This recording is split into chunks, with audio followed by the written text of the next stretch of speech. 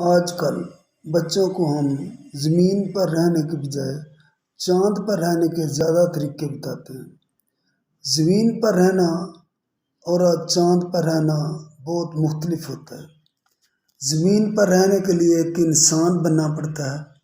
اور اس کے لیے آج کل کوئی بھی معاشرہ تعلیم نہیں دیتا۔ ہم اپنے بچوں کو چاند پر جانے کے طریقے بتاتے ہیں، جبکہ زمین پر رہنے کے طریقوں کے بارے میں بالکل کچھ نہیں بتاتے۔ ایک دور تھا جس وقت بچوں کو اسکول میں بتایا جاتا تھا، گھر میں بتایا جاتا تھا کس طرح راستے میں پڑا ہوا اگر کوئی پتھر یا کوئی کانٹا یا کوئی شاخ نظر آ جائے اس کو راستے سے ہٹا دینا ہے۔ لیکن آج کل یہ سب کچھ نہیں بتایا جاتا، بلکہ یہ بتایا جاتا ہے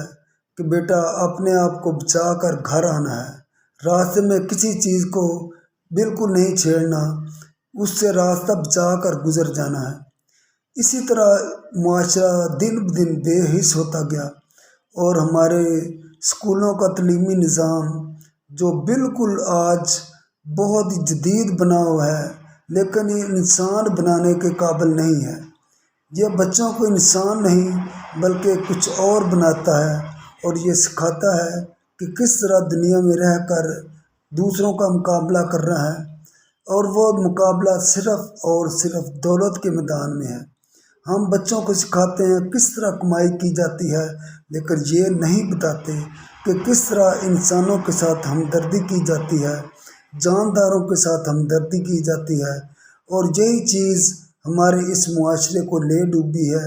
جس میں بالکل احساس ختم ہو گیا ہے اور ہم کمائی کے چکر میں ایک دوسرے کی مدد کرنا، ایک دوسرے کا احساس کرنا بالکل بھول گئے ہیں، اور ہم زندگی گزارتے ہیں بالکل ایسے جیسے ہم ایک دوسرے کو جانتے تک نہیں۔ ہمارے پڑوس میں کیا ہو رہا ہے،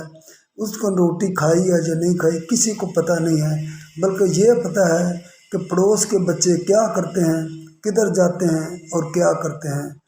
اس ساری تباہی کا ذمہ دار کوئی فرد واحد نہیں بلکہ پوری کی پوری ریاست اور پورے کا پورا معاشرہ ہے، جس میں ہم بھی شامل ہیں، میں بھی شامل ہوں اور آپ بھی شامل ہیں۔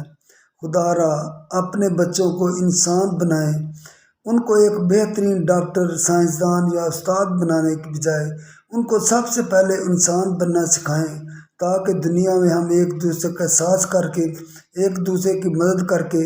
اس دنیا میں بھی اور آخرت کی دنیا میں بھی کامیابی حاصل کر سکیں۔